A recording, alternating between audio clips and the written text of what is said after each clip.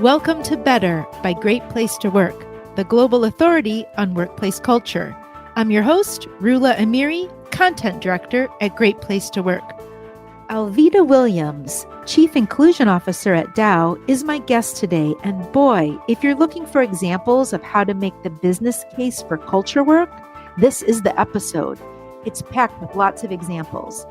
We talked about inclusion and employee resource groups and how they influence business decisions.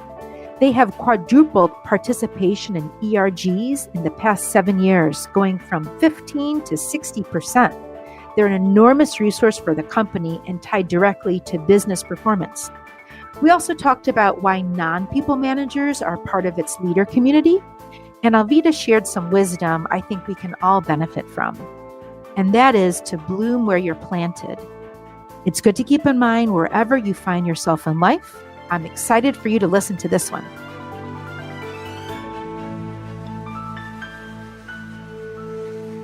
Alveda, welcome to the podcast. You are a PhD scientist turned HR pro, so I'm sure there's a story there. And maybe we'll have time to get to it. Maybe we won't, but I'm going to be hopeful. Short stories, don't try that at home. You are the Chief Inclusion Officer, and I'd like to ask you a question you might think is very basic, but that is, not everyone understands what inclusion means and what an inclusive culture looks like.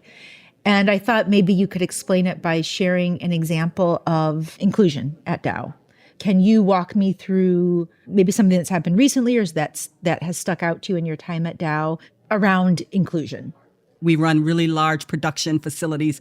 And of course, in the manufacturing side, what we call operations, as you can imagine, there are many challenges that come with the kind of work that is done and being able to attract the right talent. And one of the biggest challenges we have is really moving the needle around gender representation in that particular function.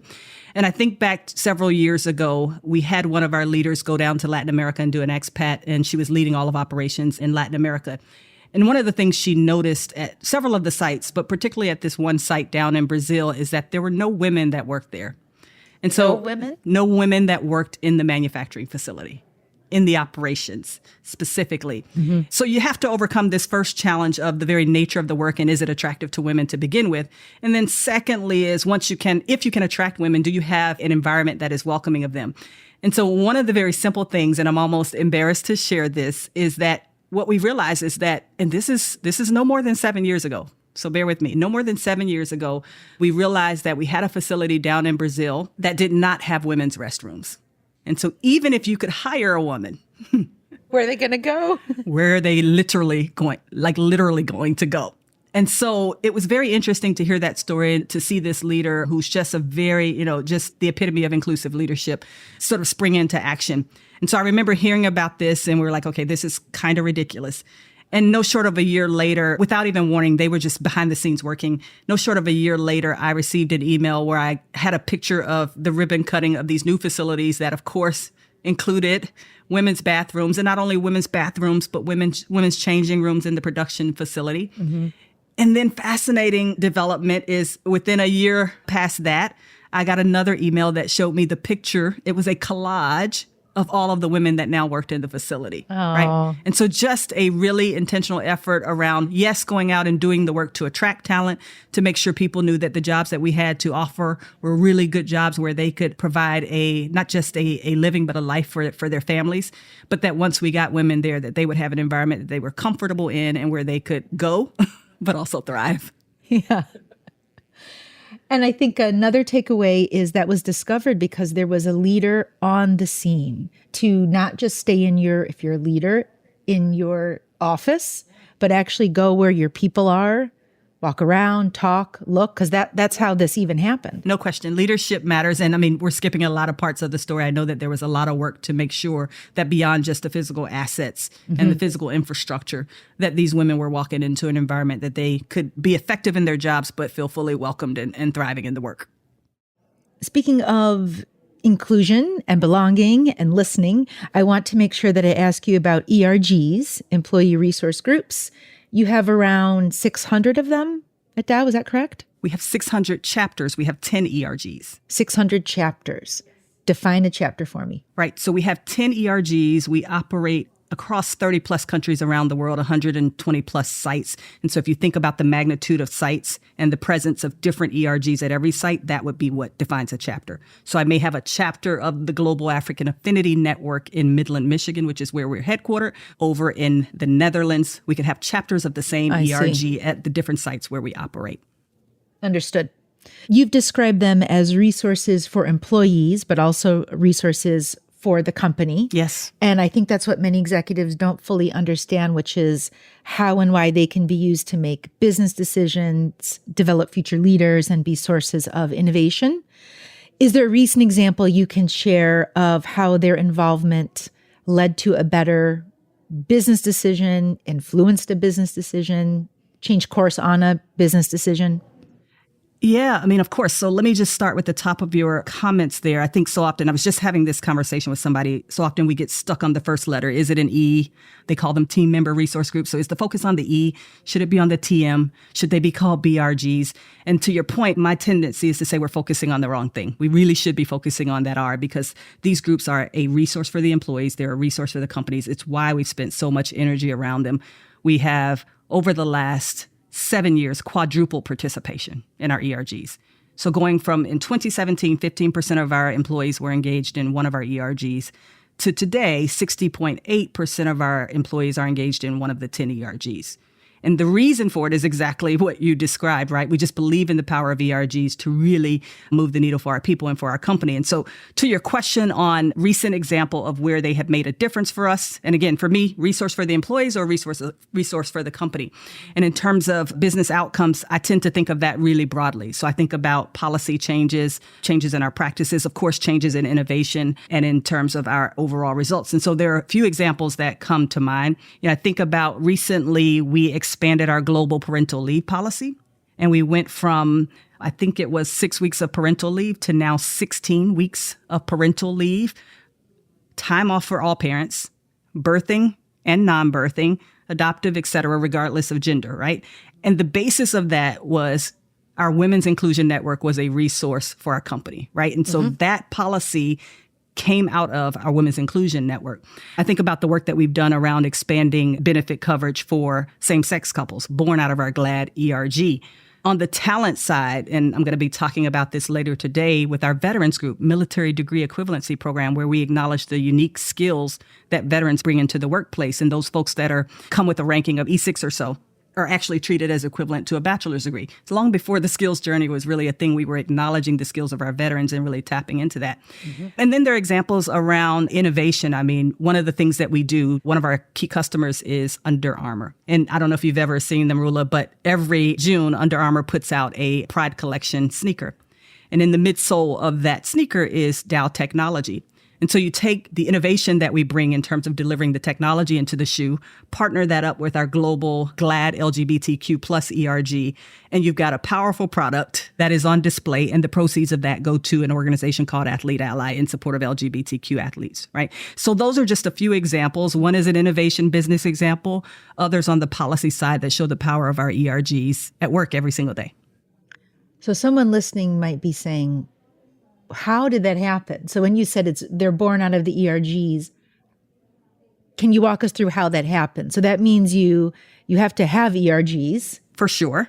A. B, you have to listen to them. Yes. And then I'm assuming C is act on that feedback or take that feedback to executives who can make or change decision making. So it's not just having them, it's seeing that through to the end where they can potentially affect business decisions. No question. I think you sort of answered the question yourself. The thing I would add is we have had ERGs in Dow for a long time. Our oldest ERG dates back more than 30 years, which is our Women's Inclusion Network. Our Global African Affinity Network for Black Talent and their allies is celebrating 25 years this year. We've got newer ERGs that are 7 years old or so with our RISE ERG for new employees, our Prime ERGs for those that are in the prime of their career. And so our ERGs have been around for a long time. The reason I bring that up is we've had this sort of long history around inclusion and diversity work, but it was actually in 2017 where we decided to reignite the work, refocus, if you will, more intentionally on the work of inclusion, diversity, and equity, to the point that we created the Office of Inclusion that I now lead and the Chief Inclusion Officer role. I tell that story in that way, Rula, because the ERGs precede me. They precede the role in Dow. And so they are fully activated. And so for us, because they've been around so long, because they have been clearly placed at the center of our strategic work around inclusion, diversity, and equity, like we have no choice but to listen to them. They are fully empowered. I like to tell the story of, I sit in my office and look at my email as it comes through. And every single day, there are things happening around the world through our ERGs that me as the Chief Inclusion Officer, I did not dictate, I did not play a part in. They are fully empowered and activated. And so when they speak, we absolutely listen. When they bring the ideas, we actually absolutely vet them. The highest level of leadership in our company serves as the executive sponsors for these ERGs, and it really provides a testament and speaks to the level of importance that we place on them. So they are not just there waiting to be called up, right? They were there before we decided to sort of move forward more intentionally in this work, and they very much feel fully empowered to sort of bring their best ideas, best thinking forward. The other thing that we do is, what we've tried to do is, because they're so activated, is to sort of give them a bit of a North Star. And so we've said, ERGs have long been a place of connection and community in our company. But what are the things that we can do to help them better serve the company's direct needs? And so I think 3 years ago, we developed this concept very simple concept that we call an ERG agenda each year. And it just speaks to the things that are critically important for the company. And so ERGs, you are going to do the work of providing a place of connection and courage and community for your group and the allies that support you. But if you want to be a resource for the company, here are the things that we are asking you to focus on. And we don't dictate the programming, but we will say that in 2024, for example, well-being is important. And we watch what they do with that. And it can be powerful, right? That's only directive. That's the only thing you share. That's the only thing that we share, and we give them a little context to that. But what well-being means, well-being or mental health means to somebody in the veterans group may look very differently than what it means in the women's group, right? These are areas that are also really nice and ripe for cross-collaboration. But we say well-being is something we want you to focus on. We have a strategy in our company around decarbonization and growth. And so ERGs be a platform for building awareness and learning around decarbonization and growth and sustainability. Supplier diversity is huge for us. Help us identify diverse suppliers that we can give an opportunity to do business with us. So we give them 5 or 6 sort of anchors, if you will, every year, and then we just let them go and have fun with it. And it's really great to see what they can come back with. How long have you been setting the agenda? I want to say we're probably in about year 3. Okay. We're probably in about year 3. I think I recall it starting sort of right near the ends of the pandemic. And so the good news is that I feel like we're getting it right because we haven't had to tweak it that much. And so elements of well-being have shifted over the last few years. Some level of play around talent is always there. Sometimes it's about talent attraction. Depending on the environment we're in, it's about retention, helping us retain talent. This year, it's about something that we see in our surveys, which is around equal opportunity. From a talent perspective, making sure that people have a fair shot, regardless of background or difference. Our strategic business objectives around decarbonization and growth, that's an anchor point. And so yeah, it's been there for about 3 years, and we've just had to literally tweak it a little bit. And it's just been amazing to see the ERGs at play there. What's been the impact of having a North Star? So different companies might have an agenda, might not, but I think your point of having a North Star that's led by business needs and goals. You've had ERGs before. The agenda is fairly new in the last few years. Have you seen an impact, and in what way? Yeah, I would say 2 things. I would say selfishly as a leader of the company is just alignment, right? That is for us the key, getting the ERGs aligned to the focus and purpose objectives strategically of the company. And then the second thing I would say as somebody who leads this work is, again, maybe I'll take a step back and say, 7 years ago when we looked behind the curtains of our employee survey, when we had 15% of our people in ERGs, we looked behind the curtains, and what we saw, Rula, is that those people who were participating in our ERGs were having a significantly different and positive experience relative to those who are not. And I mean, we could see it in the data. We were literally proving out the business case around ERGs ourselves. And I mean significant, 11, 12 basis points this year. It's about 14 basis points. That was with 15% of the people in our ERGs. And so we knew that if that were true, what we were seeing is higher overall employee satisfaction. We believe that satisfaction translates to engagement. Engagement translates to productivity, and productivity translates to bottom line value, right? Mm-hmm. And so if that were true, then the goal for us was, how do we get more people engaged? And it was very clear to me that people will come to the ERGs for different reasons. There are some who will come for legacy reasons of, I just need a safe place. Mm-hmm. I just need a place where I'm around my people. Or an ally who says, I just need to be able to show my support. There's some people who are going to come to the ERGs for that. There's some people who are passionate about attraction of talent and making sure that they have good people surrounding them every single day. And they will come to the ERGs for that. Mm-hmm. There are some in our case, given the work that we do every day, they're passionate about sustainability, right? And so if you leverage the ERGs for that, guess what? You can get people into the ERGs. And so we leverage this platform of the agenda to say, here are the things that are important to the company, and we want to drive that alignment. But oh, by the way, the benefit of us doing that is we are realizing that people will come to the ERGs or come to this place for different reasons, and we're going to be able to attract more people to them. And I believe fundamentally that that's one of the reasons that we've been able to grow in the last 6-7 years, quadruple participation to nearly 60%. Let's stick with this theme of collaborating with employees and including them in creating their workplace experience, which sounds like what you're doing at Dow. You've expanded who you include in your lead community, meaning managers aren't the only people who are considered leaders. People of influence are now part of leadership, even if they're not a people manager. Tell me a bit about this. How do you choose and decide who's an influencer? How are they involved, and why is this important? Yeah. So to your point, we have a community that we call LEAD. And so it includes everyone that is a leader of people in our organization, in addition to those leaders that are a certain grade, what we call career grade 8 in our organization, a certain grade and higher that do not have people. So everybody that is both a people leader and career grade 8 and higher without people are included in our LEAD community. And so we engage them in different ways. At Dow, we believe that leadership is a privilege, not a right. And so we want to make sure that we're setting up our leaders to be able to serve the community of employees that we have. And so we do that in a number of ways. At the beginning of each year, in about February, we kick off what we call our LEAD conference. We brought it back for the first time post-COVID in person this year, where we had 250 leaders in person. The balance of those leaders that makes up to a close to 3,000 leaders in total get to engage in the conference virtually. And it's really an opportunity for us to kick off the year, hear directly from the heart of the house. Our chief executive officer, our entire leadership team, special guests this year, we had none other than Michael C. Bush in the building. So that was great.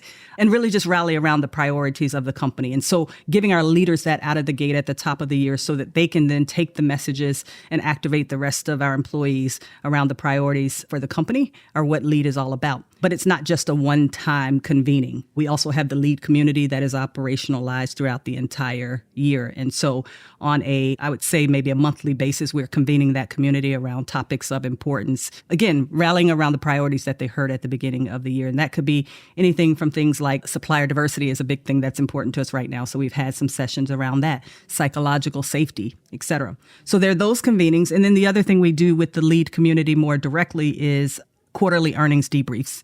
And so once we post our earnings each quarter, our CEO has a meeting with the LEAD community, almost what I would call an Ask Me Anything type session, right? Mm-hmm. So we talk about the earnings, talk about how we're doing, what we're expecting, what the go forward priorities are, and indeed allow most of the time for anybody in the LEAD community to ask a question that can be answered directly by the CEO or any member of the executive leadership team. What percentage of the LEAD community are non-people managers, but influencers? I would say my best guess at the number is probably about 10%. So of the 3,000, I would say about 300 are influencers and 2,700 or so are direct leaders of people. And how do you define... Did that math? I think the math. I hope so. I can't do it in my head.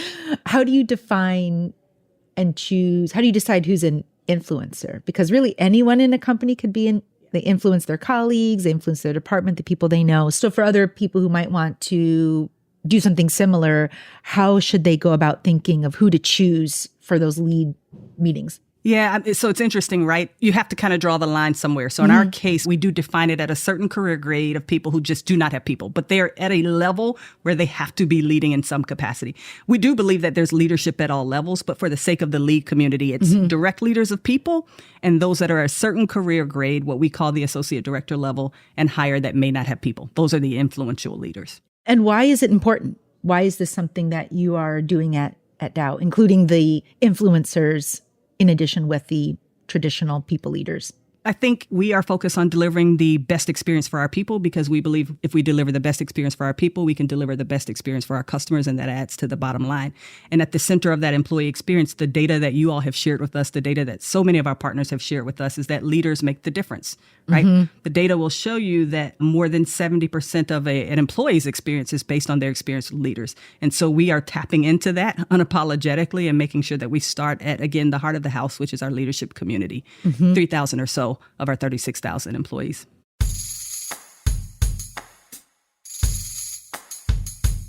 Hey, everyone. If you like listening to the podcast, then don't miss the Great Place to Work for All Summit in April in Las Vegas, where you will learn from the best in the world, meet more than 1,500 leaders, and get insights on what the data says drives business success. And that's people and culture. I promise you'll leave inspired and ready to transform your workplace. Register today. Use the code BETTER to save $200 off registration. Link and code are in the episode bio. Don't miss out, and I'll see you there.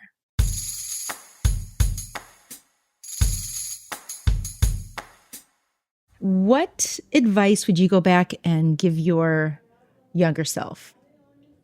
It can be your scientist self. I was going to say, I don't know how old do I have to be? You can go as back. No, I don't, listen, it's interesting. So in September of last year, I celebrated 21 years with Dow. Congratulations. And I thought to myself, like, I'm 21. I'm like a whole adult. And so I wrote this post on LinkedIn where I thought about 21 things that I would say to a younger version of myself. And so there are a couple of things that come to mind, and they're a little bit, they're just a little bit, glorious. One is, and this is something that I tell younger people all the time now, is to bloom where you're planted. I think people spend a lot of time trying to think about what is next and how do I get there and what can I do to make it? And my answer is always bloom where you're planted, right? And sometimes we don't get to choose where we're planted, but blooming where we're planted makes all the difference. When you deliver where you are, contribute where you are, make an impact where you are, those are the things that set you up for what's next. So that's the first thing that I'm pretty passionate about, and people get to listen to my mini TED Talks on that all the time. And then the second thing I would say is just to run your race. Comparison kills.